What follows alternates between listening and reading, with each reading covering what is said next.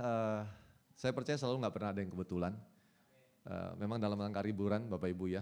Dan Reno kebetulan adalah jemaat di tempat kami di Abba Love Ministries yang ada di Jakarta Barat. Jadi kokonya salah satu pelayan aktif di ibadah youth kami gitu ya. Jadi satu kali sedang nongkrong di kafe di bawah di gereja. Terus dia panggil saya bilang, "Kok katanya mau ke Korea ya?" "Iya," saya bilang. Terus dia bilang, "Ini nih adikku nih Reno," katanya gitu. Dia bilang, "Suruh dia nemenin aja kok, dia nganggur." Gampang banget dia ngomongnya Reno ya. Eh, nggak ada ngomong soal pelayanan waktu itu sebenarnya. Singkat cerita ngobrol terus waktu dia kembali, terus tiba-tiba dia nanya, "Kok nanti mau mampir ke gerejaku nggak?" katanya gitu.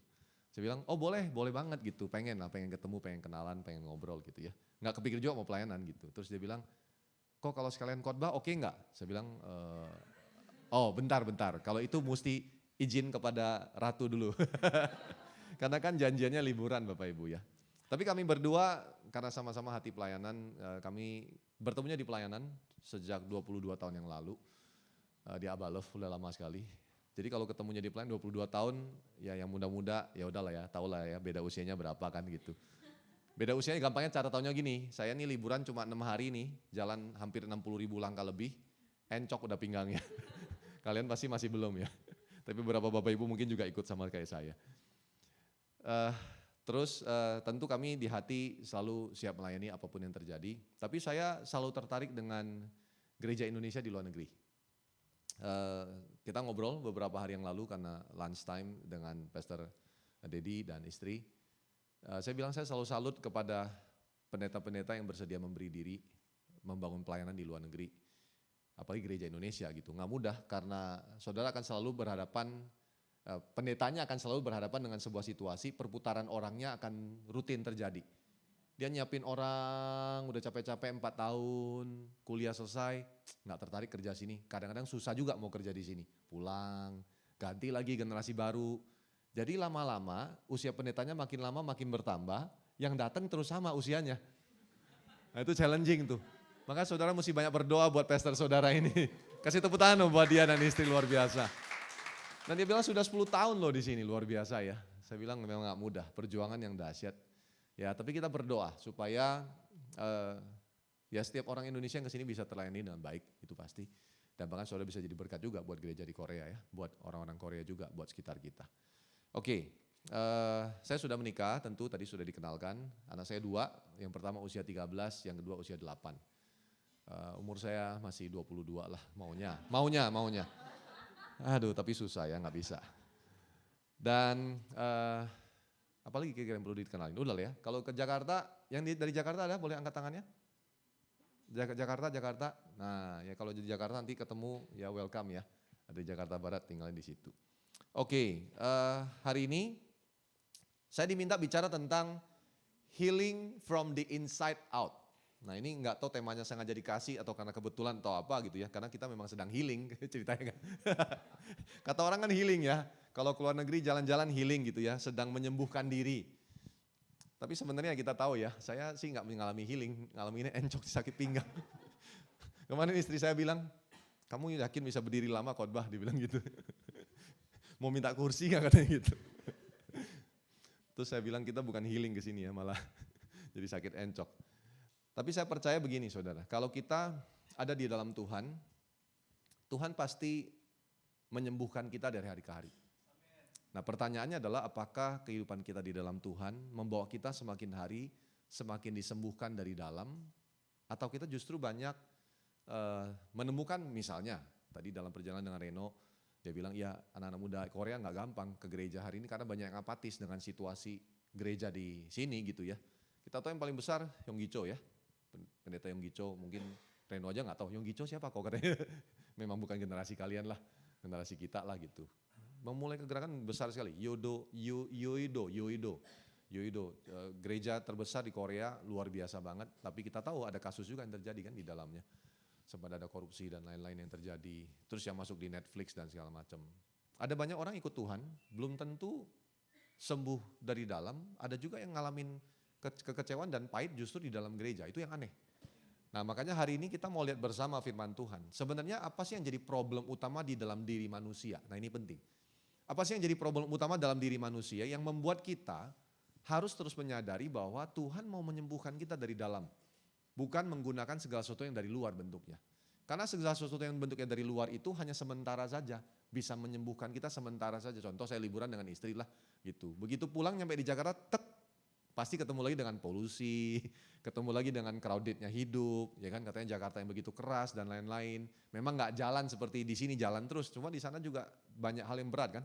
Bertemu lagi dengan tanggung jawab, bertemu lagi dengan keluarga, bertemu lagi dengan kondisi orang tua yang sedang sakit. Ada banyak hal yang harus dilalui dalam kehidupan kita dan itu tidak pernah bisa menjamin segala sesuatu yang dari luar, yang dilakukan dari luar sifatnya, belum tentu bisa menyembuhkan kita. Tapi kalau Tuhan menyembuhkan kita tuh dari dalam. Nah, apa yang sebenarnya Tuhan sembuhkan? Kita mau mengerti dulu bersama.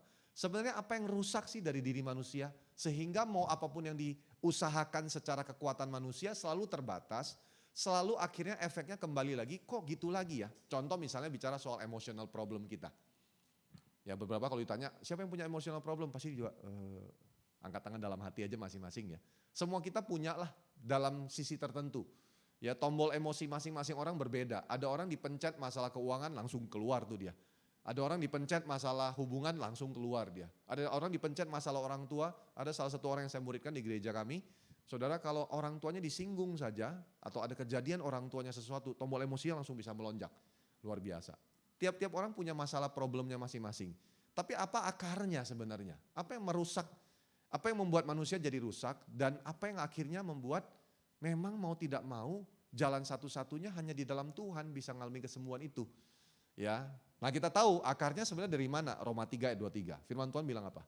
Roma 3 ayat 23, karena semua manusia telah berbuat dosa dan telah kehilangan kemuliaan Allah.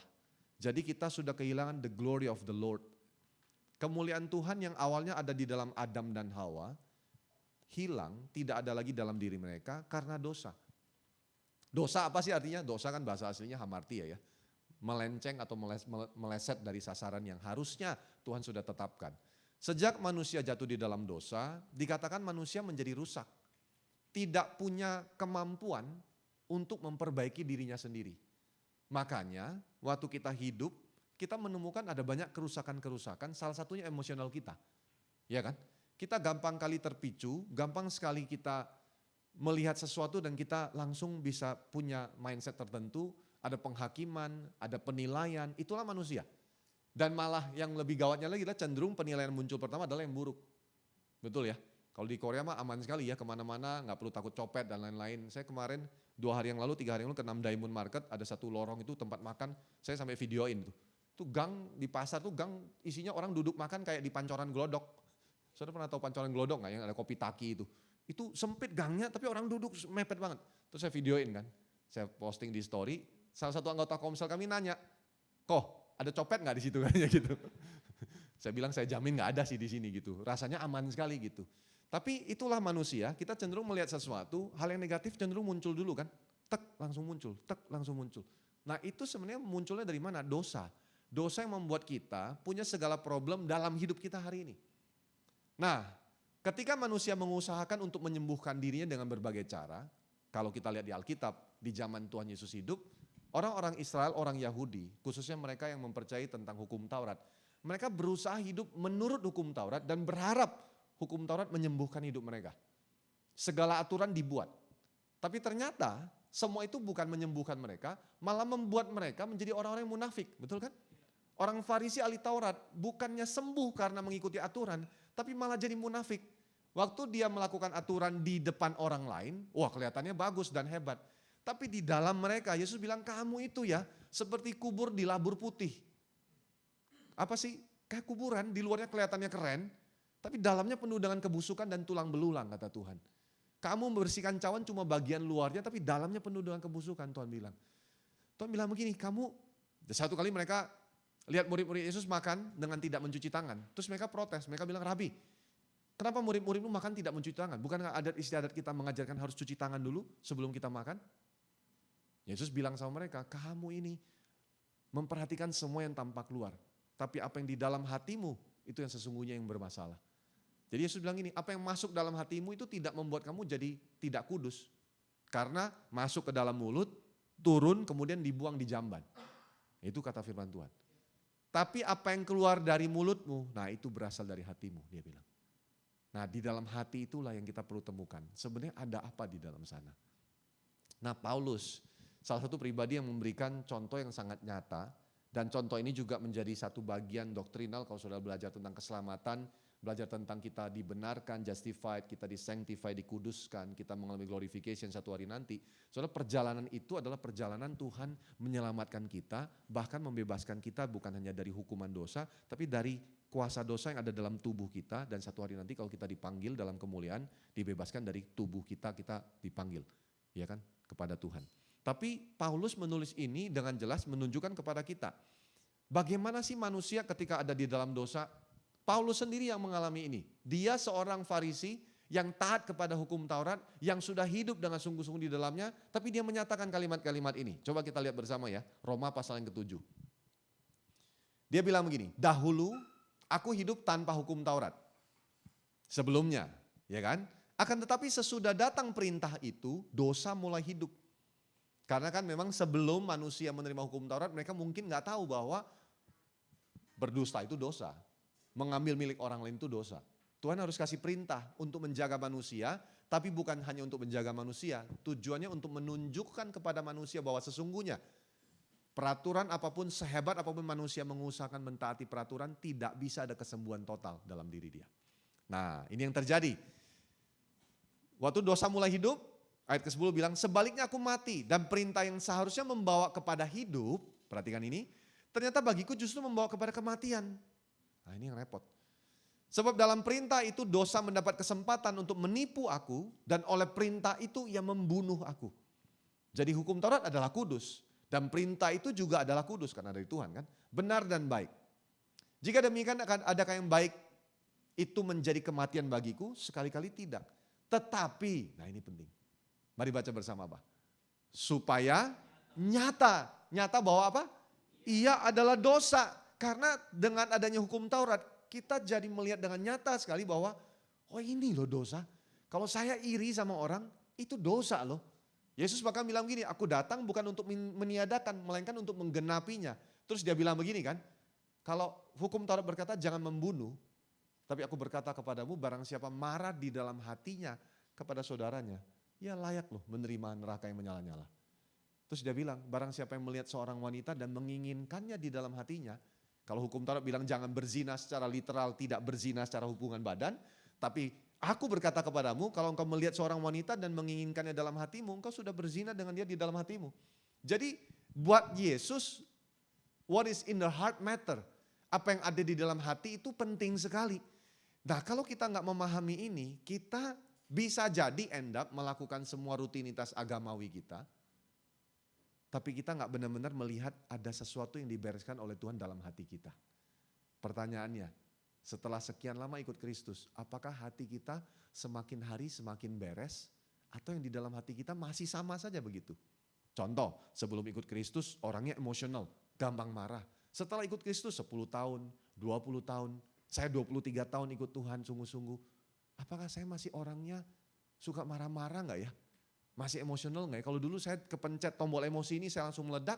Sekarang kalau orang pencet tombol emosinya masih sama nggak? Nah kalau masih sama, apa problemnya? Nah kita mau belajar bersama hari ini. Problemnya apa? Kok masih sama ya?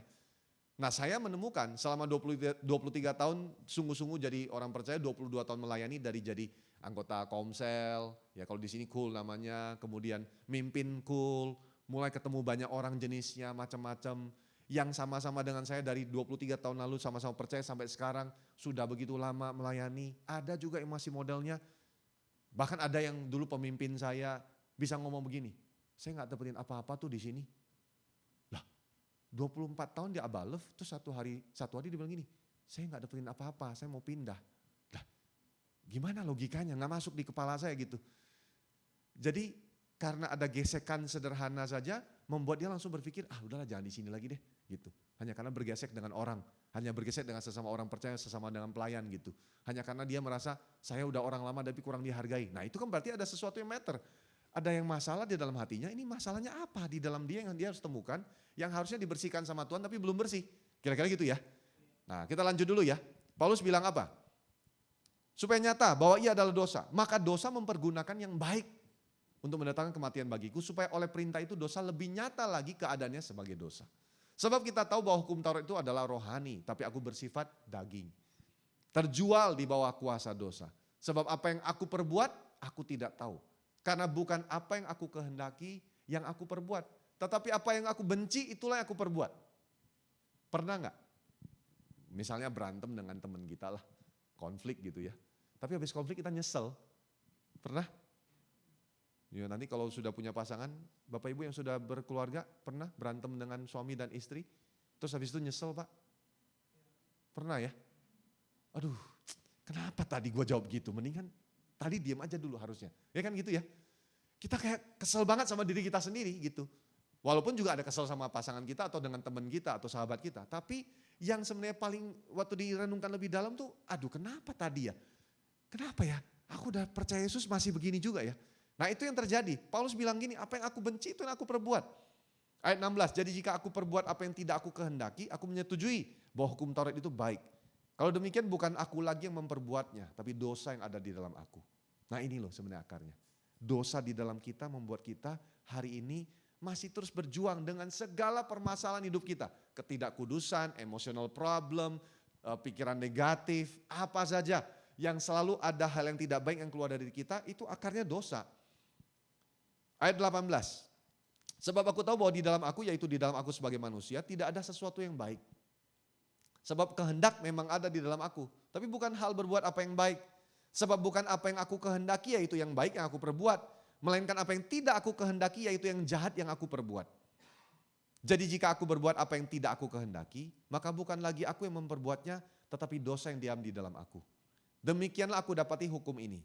Jika aku menghendaki berbuat apa yang baik, yang jahat itu ada padaku. Sebab di dalam batinku aku suka akan hukum Allah. Tetapi di dalam anggota-anggota tubuhku aku melihat hukum lain yang berjuang melawan hukum akal budiku dan membuat aku menjadi tawanan hukum dosa yang ada di dalam anggota-anggota tubuhku. Nah sampai ayat 24 dia bilang gini loh. Ini sampai waktu dia nulis surat ini buat jemaat di Roma ya. Dia bilang gini, aku manusia celaka. Siapakah yang akan melepaskan aku dari tubuh maut ini? Kita tahu ya perjalanan Paulus dari dia masih jadi Saulus, orangnya emosional memang, menggebu-gebu, dominan, wah habis-habisan, mau membunuh orang-orang yang mengikut jalan Tuhan, ditangkap.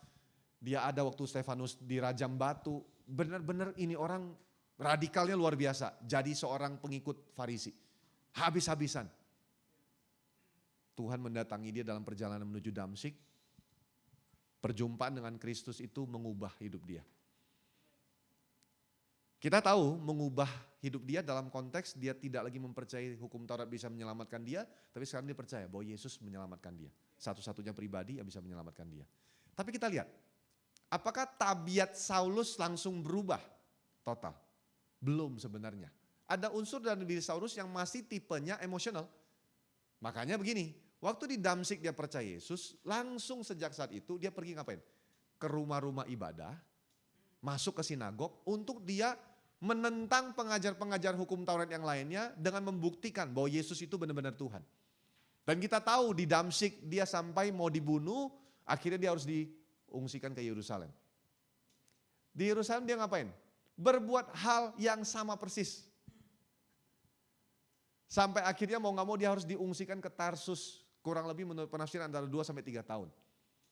Kalau saudara baca di dalam Kisah Para Rasul, saudara akan menemukan begini, begitu Paulus diungsikan, itu ada ayat-ayat berikutnya bilang begini loh, maka jemaat di Yerusalem hidup di dalam damai sejahtera. Coba nanti baca di rumah.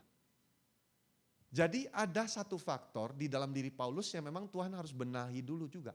Dia perlu disembuhkan.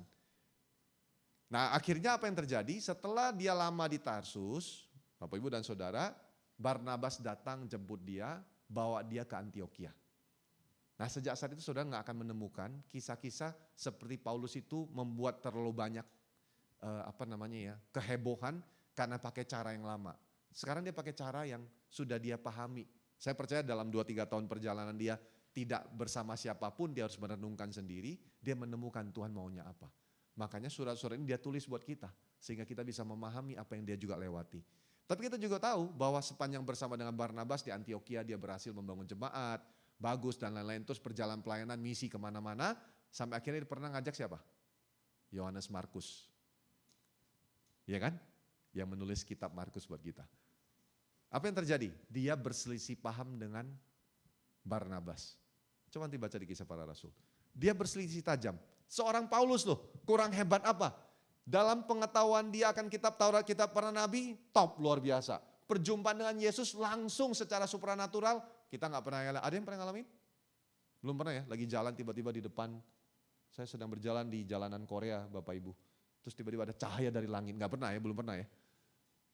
Paulus ngalamin itu, kurang hebat apa? Ngalamin buta matanya, sembuh hanya karena ditumpangin tangan oleh Ananias, semua mujizat itu terjadi. Dalam perjalanan-perjalanan begitu luar biasa, Tuhan pimpin dia lewati berbagai proses yang tidak enak dan juga yang luar biasa. Tapi tetap saja, waktu bersama-sama dengan rekan pelayanan, dia bilang sama Barnabas begini, orang ini gak layak ikut kita. Kenapa? Karena waktu susah dia gak mau ikut, cuma waktu enak doang, gak bisa. Barnabas bilang, loh enggak dong, oke dia harusnya tetap ikut, dia harus belajar, masih muda, nggak bisa, tinggalin. Barnabas bilang ya udahlah, kita pisah jalan. Barnabas karena ini keponakannya, tetap dia bersama dengan Markus, Paulus pilih jalan dengan Silas. Ada kisah-kisah itu dalam Alkitab kita temukan.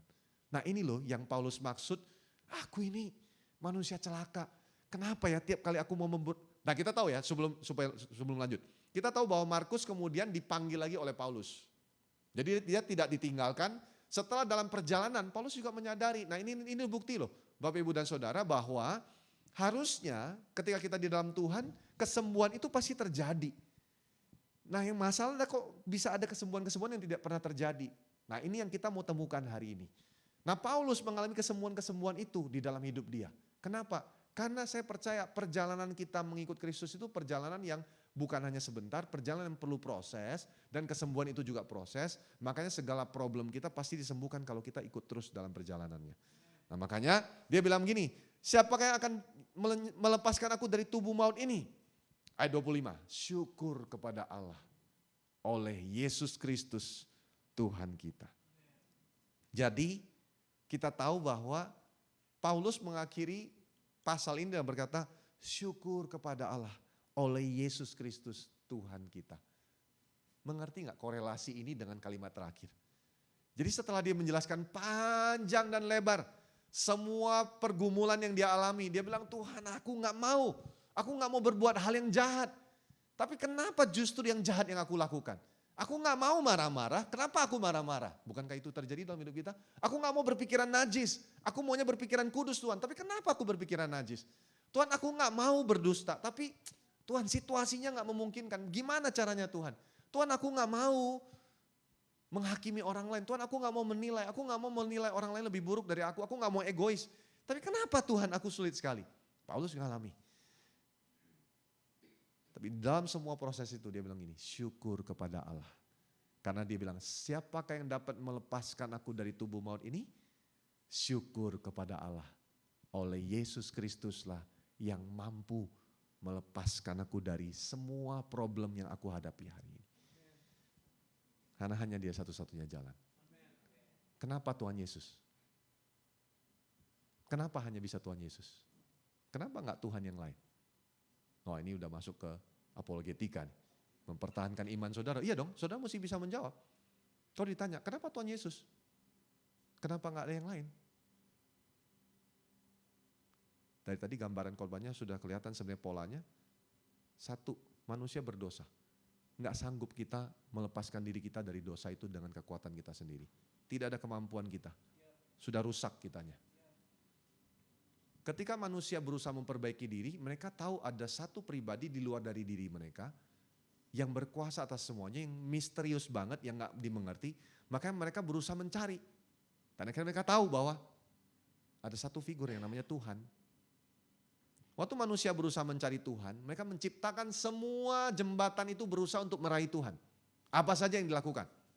Dari kisah di dalam Alkitab kita tahu ada Menara Babel. Kemudian agama dibentuk macam-macam di dunia ini. Ada agama yang dewanya ada jutaan, ada yang berapa, ada yang bagaimana, macam-macam saudara. Berusaha. Tapi segala perbuatan manusia itu tidak ada satupun yang mampu membawa dia berjumpa dengan Tuhan. Kenapa? Karena memang tidak bisa, kitanya rusak. Jadi satu-satunya jalan, maka Tuhan yang harus cari kita. Makanya kita hari ini menjadi pengikut Kristus, bukan karena kita yang cari Tuhan. Makanya kalau kita hari ini bisa datang ke gereja, jadi orang Kristen, kita gak pernah boleh ngomong begini loh. Saya kok yang pilih ke gereja ini, jadi kalau saya mau keluar terserah dong. Nah itu problem orang Kristen banyak di luar sana. Di sini gak ada, di sini semua setia, bagus-bagus semua. Saudara gak amin? Amin dong, amin. Tapi saudara, kita gak bisa menyombongkan diri kita karena sesungguhnya Tuhanlah yang pilih kita. Tuhan yang panggil kita, Tuhan yang selamatkan kita, Tuhan yang cari kita. Kalau bukan karena Tuhan cari saya 23 tahun yang lalu saudara, saya gak pernah punya kesempatan khotbah di depan saudara hari ini. Dan saya juga gak pernah kebayang jadi hamba Tuhan, melayani Tuhan sepenuh waktu, gak pernah kebayang. Saya cuma pikir saya mau kuliah, lulus, saya jadi pedagang lah, karena dulu kan filosofinya begitu dari orang tua. Harus jadi orang sukses ya gitu kan, kuliah. Saya ini besarnya di Banda Aceh saudara, bukan di Jakarta. Very far, west side. Indonesia bagian barat, ujung jauh di sana, ketinggalan sekali, gak pernah kebayang keluar negeri kayak begini, diutus Tuhan pergi ke bangsa-bangsa, gak pernah kebayang.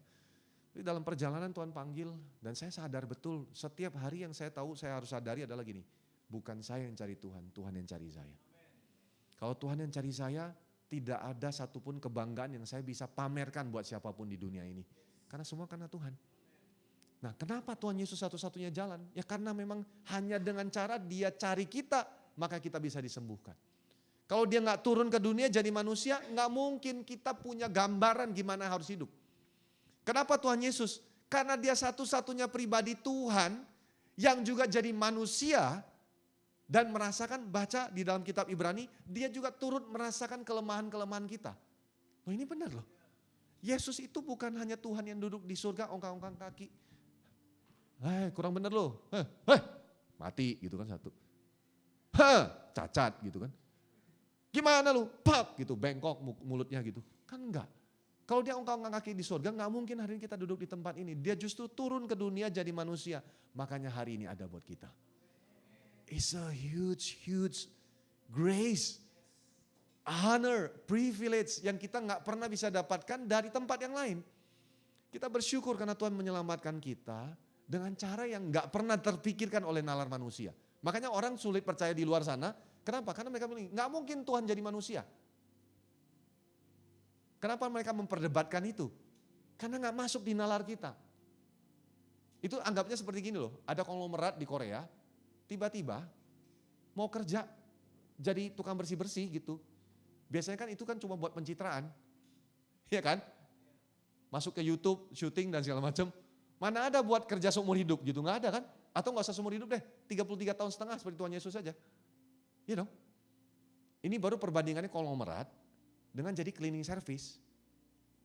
Bayangkan Tuhan yang tidak terbatas, jadi manusia terbatas. Gimana caranya? Memang gak masuk akal. Justru karena inilah kita begitu berharga di mata Tuhan. Karena dia rela turun jadi manusia, membatasi diri dia, supaya dia turut merasakan kelemahan kita. Makanya begini loh, kalau ada orang berkata begini, gak ada yang ngerti saya. Karena di saat saya terpuruk di bagian yang paling bawah, gak ada yang pernah ngalamin seperti saya. Saya mau kasih tahu sama saudara, di saat saudara ada di tempat yang paling bawah itu, Yesus ada di sana. Karena dia lebih ada di bawah dibanding saudara. Firman Tuhan berkata begini, di saat kita merasakan sakit penderitaan kita, kita belum pernah merasakan seperti Yesus. Kenapa? Karena dia di titik yang paling tinggi, mengambil posisi jadi manusia, dan jadi manusia pun dia mengambil paling rendah posisinya. Mati di kayu salib, menanggung penderitaan yang seharusnya dia tidak perlu tanggung. Makanya Paulus bilang begini, siapakah yang dapat melepaskan aku dari tubuh maut ini? Terus dia ingat Yesus, dia bilang gini, syukur kepada Allah, oleh Yesus Kristus, aku dibebaskan, aku diampuni Dosaku sudah tidak lagi berkuasa. Aku pasti akan menang terus karena Tuhan memimpin aku. Nah itu yang dia alami. Makanya begini, kalaupun kita jatuh, kita pasti bangun lagi. Karena bukan kekuatan kita, karena Yesus yang membawa kita bangun lagi. Nah dengan pemahaman inilah, maka begini loh. Waktu kita bangun pagi setiap hari, waktu kita sedang dealing dalam hubungan, waktu kita sedang melakukan banyak hal dalam hidup kita berhubungan dengan orang lain atau di saat kita sendiri. Percayalah bahwa kalau kesadaran kita penuh bahwa Yesus itu sudah mati buat saya, menanggung segala sesuatu. Dia ada di titik yang paling rendah, sekalipun hari ini aku mungkin merasa di titik yang paling rendah, tapi dia justru ada di sana. Makanya begini, orang-orang ngalamin titik terpuruk yang paling bawah kalau dia sadar akan Yesus. Dia gak akan lama-lama di situ. Karena di situ dia pasti ketemu dengan Tuhan. Masalahnya banyak orang ketika dia terpuruk di titik paling bawah, dia gak sadar akan Yesus. Fokusnya biasanya apa? Diri sendiri, betul kan? Terus berusaha mencari dari luar siapa yang bisa sembuhkan saya. Bahkan tidak jarang orang berharap sama pendeta. Datang sama pendeta tuh berusaha cari solusi. Padahal kita ada di zaman perjanjian baru, boleh gak datang sama pendeta? Boleh gitu. Tapi jangan andalkan pendetamu seperti Tuhanmu. Jauh sekali perbandingannya. Pendeta saudara terbatas. Pemimpin rohani saudara terbatas, apalagi ketua kul saudara lebih terbatas lagi dia. Ya kan? Dia bilang aku masih manusia biasa gitu. Gak mampu aku menjawab semua pertanyaan dalam permasalahan hidupmu. Tapi saudara, di perjanjian baru kita semua imamat rajani. Kita punya akses langsung kepada Tuhan. Nah yang jadi problem utama adalah kita suka lupa bahwa kita punya akses ini. Kita sering mengabaikan akses yang dahsyat ini. Saudara, banyak orang bangga kalau punya akses. Kamu tahu gak? Aku kenal loh sama Kapolda Metro Jaya. Kamu belum ada apa-apanya. Nih, nomor telepon wakil presiden. Nih. Mau telepon sekarang nih? Saya bisa ngomong nih sama Pak. Siapa namanya?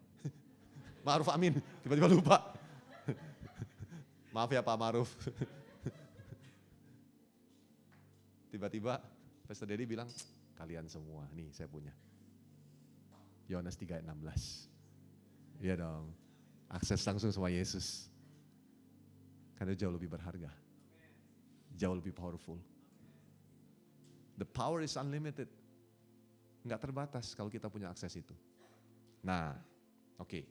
Sekarang kesadaran kita mesti terus fokuskan. Bagaimana secara praktis sehidup sehari-hari, hati kita terus dibersihkan. Nah ini penting. Jadi selain kita menyadari bahwa Yesus itu mati buat kita, sudah di titik terbawah, dia ada di sana dan kalau kita sadar terus akan dia, aksesnya kita terus pakai, kita cari dia selalu ketika problem itu muncul, maka kesadaran itu akan menolong kita supaya kita firm dengan identitas diri kita yang di dalam Tuhan. Bukan karena apa yang dari luar sana. Nah tapi kita perlu dibersihkan loh, karena gak mungkin gak dibersihkan. Nah ini kuncinya di sini. Kalau kita gak menyadari, maka bisa jadi problem di identitas diri dan gak pernah sembuh. Tapi kalau hanya sadar saja, kemudian tidak ada sesuatu yang jadi gaya hidup setiap hari, sulit berubah juga. Kenapa? Karena memang gaya hidupnya harus dirubah. Kalau saudara punya satu botol air kotor, kan cara satu-satunya untuk dibersihkan, harus isi dengan air yang bersih kan setiap hari. Isi terus sampai yang kotor semuanya keluar. Nah perjalanan kekristenan itu bukan percaya Yesus langsung sembuh bersih semua.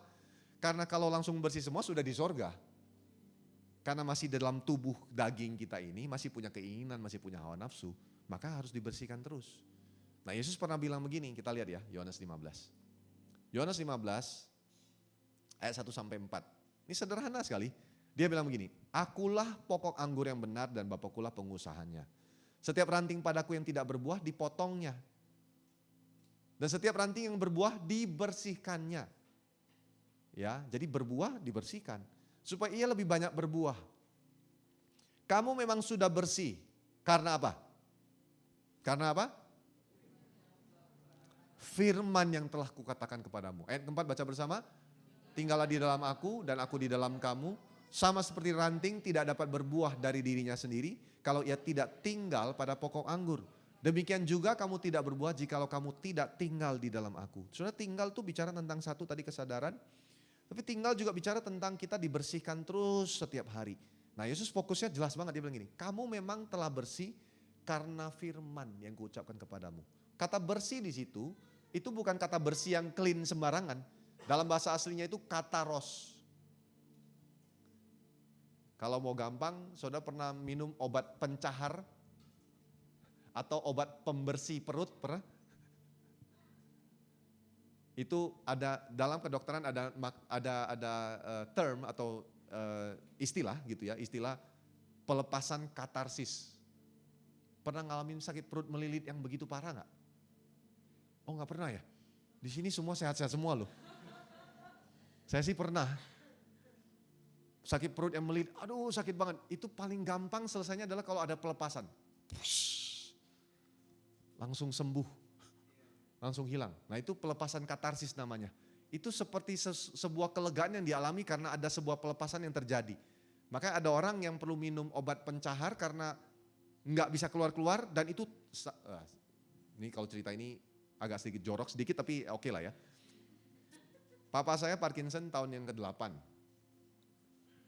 Orang Parkinson salah satu tantangan dia adalah saraf-saraf dia nggak bisa bekerja dengan normal.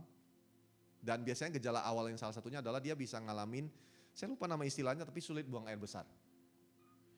Papa saya tuh pernah nggak bisa buang air besar sampai kesakitannya luar biasa. Itu kasihan luar biasa. Jadi saya harus bawa dia ke rumah sakit. Cara satu-satunya adalah dia harus dimasukin minyak dan itu harus ada susternya yang kerjain, yang semprot ke dalam duburnya. Terus habis itu baru langsung dia bisa keluarin semua. Nah, pernah satu kali begitu habis keluarin semua, kan di dalam toilet kan, terus dia panggil saya, Pak, oke Pak, sudah bersih. Begitu saya masuk, waduh itu luar biasa, baunya dahsyat gitu. Terus saya tanya, saya lihat papa saya mukanya, dia langsung, lega Pak? Ya katanya, lega. Tadi sakitnya nggak luar biasa, sakitnya sampai nggak tertahan gitu. Nah itu namanya pelepasan katarsis. Saudara, Yesus pakai kata ros itu untuk menggambarkan buat kita kalau firman Tuhan ucapkan buat kita, kita dengar firman, kita terima firman, kita baca firman, kita renungkan firman, kita lakukan firman, apa yang terjadi saudara? Kita bersih. Itu seperti orang sakit perut yang udah gak tahan terus dibersihkan, pus. Itu benar-benar bersihnya luar biasa. Kita akan ngalamin kataros itu. Nah, yang jadi problem adalah begini, banyak orang menganggap remeh. Ya ini salah satu contoh gini, oh kesimpulan khotbahnya cuma baca firman Pak, kalau itu saya udah tahu Pak. Masalahnya banyak orang menganggap remeh membaca dan merenungkan firman.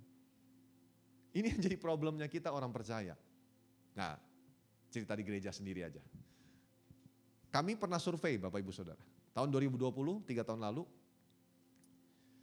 kami punya, kalau cool di sini kami ada 138 cool waktu itu. Jadi ada 138 cool di jemaat. Kami lakukan survei dengan cara, jadi kami bikin game sederhana. Game sederhana untuk dimainin di Komsel atau di Cool saudara gitu ya.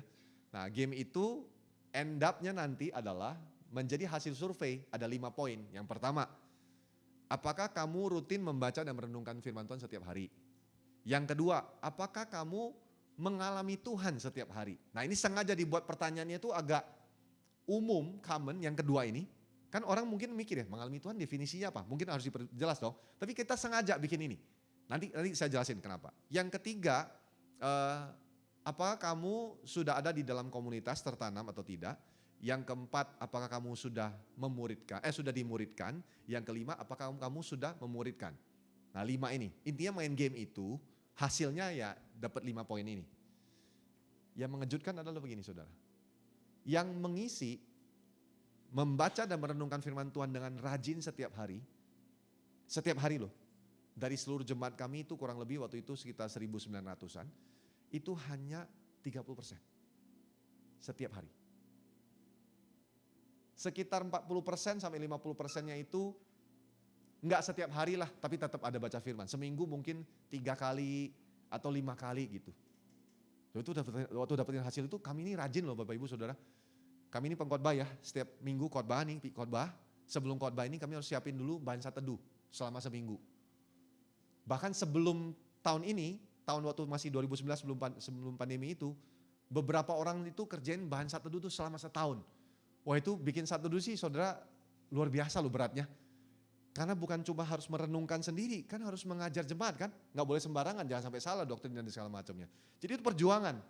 Jadi kami menilai gini, dengan usaha yang kami sudah lakukan sedemikian rupa, kami berharap jemaat pasti antusias dong untuk baca firman, renungin ya. Waktu dapat hasilnya, ya yang setiap hari 30%. Oh ada yang masih kadang-kadang 40-50%, oke lah. Sisanya 20% saudara tahu, jarang baca firman. Nah tapi yang aneh, poin kedua, apakah saudara mengalami Tuhan setiap hari? Yang mengisi mengalami Tuhan setiap hari, berapa persen kira-kira menurut saudara? 70%. Aneh kan? Jadi gini loh saudara, ternyata orang Kristen pada umumnya saya juga jumpai bukan cuma di gereja kami. Dalam beberapa gereja yang saya jumpai, saya tanya sama pendetanya misalnya, pastor nanya dong, biasanya jemaat kalau baca firman rutin gak setiap hari? Nah biasanya kalau mereka belum survei mereka gak berani jawab. Mereka bilang mungkin sekitar 50% lah pastor mereka kayaknya rutin. Kayaknya rutin, itu pun belum disurvei. Jadi pertanyaan kedua tadi membuktikan bahwa begini, banyak orang percaya bisa merasa mengalami Tuhan, oke? Tentu dari berbagai sisi, berbagai angle. Contoh, sehari-hari diberkati, saya hidup aman, berarti saya mengalami Tuhan. Bisa gitu loh. Tapi belum tentu. Karena justru ujian sesungguhnya bukan di yang waktu standar, tapi di waktu yang saudara di titik paling tinggi dalam hidup saudara, biasanya itu ujian pasti ada. Tapi yang paling berat adalah di titik terendah saudara. Nah masalahnya kan tidak setiap hari kita ngalamin titik terendah dalam hidup. Kok setiap hari di titik terendah terus, mungkin depresi bunuh diri kali. Iya kan? Tapi saya percaya bahwa kita diizinkan Tuhan ada ya grafik turun naik lah gitu. Nah persoalannya adalah gini, kalau kita merasa mengalami Tuhan, tapi kita nggak pernah atau kurang sungguh-sungguh membaca dan merenungkan firman, ada tanda tanya. Sebenarnya yang kita definisikan di kepala kita mengalami Tuhan itu apa sesungguhnya? Karena mengalami Tuhan itu berarti begini loh, kita sadar akan Tuhan, kehadirannya dalam hidup kita, ya itu udah benar ya. Tapi tentu gini loh, menyadari kehadirannya tentu kita merindukan perkataannya. Saya rindu nih ketemu dengan anak saya rindu, haus gitu ketemu dengan anak saya karena saya sudah seminggu gak ketemu dengan dia. Atau sebaliknya anak saya rindu mau ketemu dengan saya. Tapi waktu ketemu, nah saya pulang nanti nih ya, dia sibuk di depan laptop dia atau di gadget dia main game, chattingan sama temennya gitu. Kira-kira bapaknya gimana? Papi udah pulang yuk malah main game, kan kira-kira gitu ya. Gimana sih kamu? Nah itu manusia. Kangen, tapi waktu ada orangnya lupa gitu. Nah itu memang basicnya kita. Dan anak saya kan gampang ya, udah tiap hari ketemu bapaknya kok. Ini gambaran manusia persis mirip banget antara kita sama Tuhan. Udah ketemu tiap hari dengan bapaknya, jadi bapaknya pulang nih. Dave, gitu. Wait papi, I'm in game, gitu. Dia main Valorant kan. Oke, I wait gitu ya. Nontonin dia main. Kenapa ada yang ngalamin di sini ya? Langsung mau pelepasan katarsis nih. Hah? Jadi saya tungguin dia gitu. Selesai dia main. Oke papi, you mau ngomong apa sih? You mau, cuma main ngobrol sama you. Oh ya udah nanti deh ya, main lagi ya. Dave, ini papi baru pulang mau ngobrol sama you gimana you? Kita ngomongnya ayu gara-gara dia sekolahnya di National Plus ngomongnya Inggris semua dia di sekolah kan. Akhirnya dia mau gak mau duduk, tapi duduk pun kayak ogah-ogahan gitu. Papi mau ngomong apa sih gitu? Udah anak remaja kan 13 tahun. Papi cuma pengen ngobrol sama you gimana? How was your day? Ya kan gimana di sekolah tadi segala macam. Ya like usual, you know lah gini gitu. You udah gimana? Udah baca firman belum hari ini? Later I will gitu. Oke, anything else, Dad? Bapaknya juga udah kehabisan. Kan berharap gini dong, anaknya nanya dong, papi ngapain hari ini, gimana? Ya kan berharapnya gitu kan? Ini gak nanya masalahnya.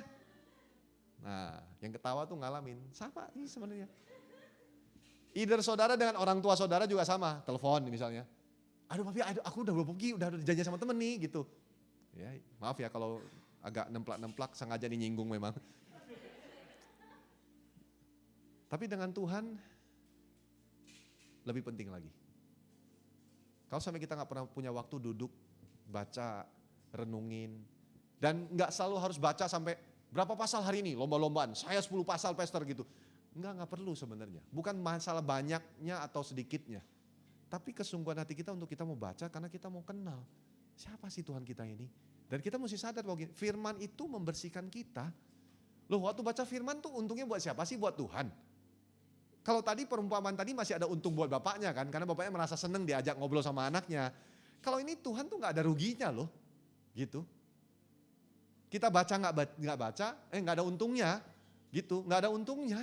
Yang rugi justru kita kalau kita nggak baca dan kita nggak renungkan, kita nggak dengarkan Tuhan bicara dalam hidup kita. Nah, jadi hari ini kita paham bahwa kesadaran kita akan kehadiran Tuhan seharusnya disertai dengan kerinduan kita, kehausan kita akan perkataannya buat hidup kita, yaitu firman-Nya. Maka kita mau baca. Milih mana? Mau tiba-tiba Tuhan bersuara? Anakku, ku. Saya sih nggak mau sih, kaget, takut saya, ngeri. Ya kan, mendingan baca aja Tuhan, udah lengkap kok di sini gitu ya, baca aja. Sekarang apalagi udah di handphone, ya kan, udah lengkap semua, baca di handphone aja udah ada semua. Mau versi apa, udah gampang banget. Saudara, hari ini kita tuh, saudara ada di sebuah generasi yang semuanya udah ada fasilitasnya. Bahkan saudara mau belajar pun download Bible Hub, itu ada perbandingan dalam berbagai bahasa, mau lihat grammarnya, mau lihat apanya, semuanya ada. Mau tafsir gramatikal, apa semuanya ada. Hebat sekali hari ini dunia kita. Dan Tuhan yang memberikan itu buat kita supaya menolong kita memahami hatinya Tuhan gitu. Ya. Nah, makanya perkataan Yesus ini diterjemahkan dengan sederhana oleh Paulus. Memang Paulusnya hebat dalam menulis supaya kita bisa memahami. Dia bilang sama Timotius begini, segala tulisan yang diilhamkan oleh Allah, di Alkitab dong pasti kan, jangan cari di luar Alkitab ya. Baca buku boleh, dengar khotbah pendeta boleh, tapi ujungnya ingat Alkitab. Kalau khotbah pendetanya, isi bukunya tidak selaras dengan Alkitab, jangan diikuti. Ya, segala tulisan yang diilhamkan oleh Allah memang bermanfaat untuk apa? 4 hal. 1, untuk mengajar kita. Ya, tapi bukan hanya mengajar kita. Yang kedua, menyatakan kesalahan. Ini bagus nih. Artinya begini loh, kalau kita mau sembuh dari problem dalam hidup kita ini, khususnya problem emosi, firman kuncinya. Kenapa? Karena firman yang akan nyatakan, Darwin, kamu salah loh bersikap begitu. Oh iya ya. Oke Tuhan, aku minta ampun. Aku mau selesaikan dengan saudaraku. Karena filosofi manusia bisa terbalik dengan firman. Contoh, kalau manusia kan bilang gini, kamu konflik sama dia. Ya, yang mulai duluan masalahnya siapa? Kamu kan? Ya kamu harus beresin. Atau gini, sering gak dengar orang ngomong gini, si A ada masalah lo sama kamu. Oh kan dia ada masalah sama gue kan? Gue gak ada masalah kok sama dia. Ya udah. Nah firman tuh kebalik saudara. Matius 5 kan bilang gini kan, kalau engkau mendapati di dalam hati saudaramu ada sesuatu terhadap engkau. Artinya kalau saya tahu nih, siapa namamu tadi? Ferdinand ya. Kalau saya tahu nih Ferdinand, gara-gara saya khotbah nih, dia nyimpen, ini kurang ajar nih pastor nih, gak bener nih. Misalnya kan dia kesel gitu kan. Terus saya tahu tiba-tiba pastor sorry lo kemarin ada yang tersinggung dengan khotbahnya pastor. Dia jadi merasa kayak gak mau ke gereja lagi dan segala macam. Oh saya tahu nih. Loh kan padahal saya khotbah kan, saya gak salah dong. Tapi saya tahu firmannya ngomong, ya saya mesti datengin dia. Kalaupun saya udah pulang ke Indonesia saya akan telepon dia. Ferdinand maaf ya, Katolik gak ada maksud mau nyinggung kamu secara personal, gak ada. Memang cuma khotbah aja gitu. Kalau kebenaran firman Tuhan memang mengingatkan kamu, ya kamu berubah. Tapi keadaannya secara personal minta maaf. Jadi firman ngomong kalau kamu mendapati sesuatu dalam hati saudaramu terhadap engkau, tinggalin dulu mesbah, beresin dulu sama dia. Kebalik. Makanya firman penting, bisa membersihkan kita, menyatakan kesalahan kita. Kenapa? Karena mungkin manusia bisa bilang gini, enggak kamu benar kok. Belum tentu. Lihat dulu firman. Firman bisa menyatakan kesalahan kita. Yang ketiga, memperbaiki kelakuan kita. Makanya hidup kita akan sembuh dari dalam. Karena kesadaran kita akan Yesus, perkataan Tuhan yang membersihkan kita dari dalam. Dan yang terakhir, mendidik kita dalam kebenaran. Makanya kita bisa hidup dalam kebenaran. Karena firman ada di dalam kita. Amin. Mari berdiri bersama, mari kita berdoa. Terima kasih Tuhan. Firman-Mu pelita bagi kakiku, terang bagi jalanku. Katakan firman-Mu Tuhan. Firman-Mu pelita bagi kakiku, terang bagi jalanku. Waktu ku bimbang, waktu ku bimbang dan hilang jalanku, tetaplah Kau di sisiku, dan takkan ku takut asal Kau di dekatku, besertaku selamanya. Firman-Mu Tuhan, firman-Mu pelita bagi kakiku, terang bagi jalanku. Firman-Mu Tuhan, firman-Mu pelita bagi kakiku, terang bagi jalanku. Kami bersyukur untuk sore hari ini Tuhan. Terima kasih karena oleh anugerah dan kasih karunia kami diselamatkan. Terima kasih Tuhan Yesus untuk pengorbanan-Mu. Terima kasih untuk segala yang telah Engkau berikan bagi kami. Bahkan nyawa-Mu Engkau berikan karena Engkau begitu mengasihi kami. Tuhan, tidak ada lagi Tuhan kasih yang perlu kami cari di luar sana. Karena kasih-Mu sempurna bagi kami semua. Tuhan, biarlah kasih ini kami sadari setiap hari. Kehadiran-Mu kami sadari setiap hari dalam hidup kami. Sehingga hati kami, pikiran kami akan terus tertuju padamu. Identitas kami teguh di dalam Tuhan. Kami anak-anak-Mu, kami pribadi yang berharga. Dan kalau hari ini kami diingatkan, untuk kami terus mendengarkan perkataan-Mu, haus akan kebenaran-Mu. Tuhan, biarlah kami sungguh-sungguh menjadi pribadi yang haus itu. Kami mau Tuhan merenungkan firman-Mu siang dan malam. Kami mau melakukannya, kami mau hidup di dalamnya. Supaya perjalanan kami beruntung. Apapun yang kami kerjakan Tuhan jadikan itu berhasil. Tuhan, biarlah kami senantiasa memandang kepada kebenaran-Mu. Sehingga setiap hari kami boleh disembuhkan, kami boleh dibersihkan. Hati kami boleh dikuduskan, disucikan. Tuhan, biarlah melalui perkataan firman Tuhan, kesalahan kami boleh dinyatakan. Kami boleh diajar dengan benar Tuhan. Bahkan kami boleh diperbaiki kelakuannya. Sehingga orang-orang di sekeliling kami akan melihat sungguh firman ada di dalam hidup kami. Kami mulai berubah karena firman terus membersihkan kami. Terima kasih Tuhan. Sampai kami turun akan hidup di dalam kebenaran.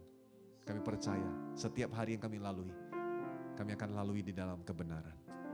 Tuhan menolong kami dalam apapun yang kami kerjakan. Kuliah kami, pekerjaan kami, keluarga kami, hubungan kami, pelayanan kami. Bahkan orang-orang yang belum percaya yang kami jumpai, Tuhan biarlah dalam semua hal yang kami lalui, biarlah hanya kebenaran firman Tuhan yang dinyatakan melalui kehidupan kami. Terima kasih Tuhan. Terima kasih Tuhan. Maukah sekali lagi kita naikkan pujian ini kepada Tuhan. Kita katakan firman-Mu Tuhan dari hati kita.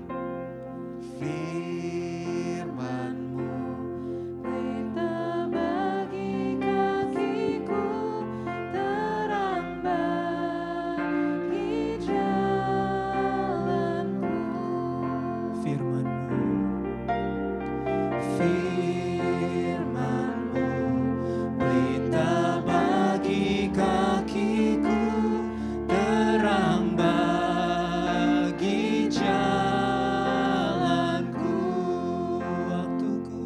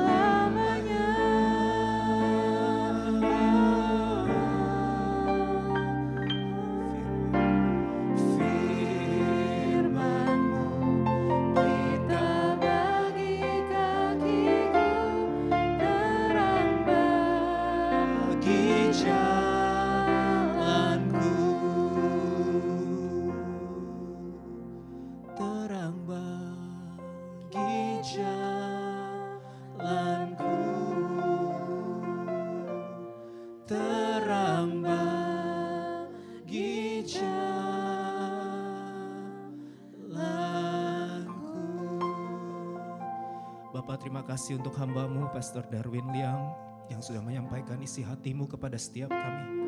Tuhan, terima kasih.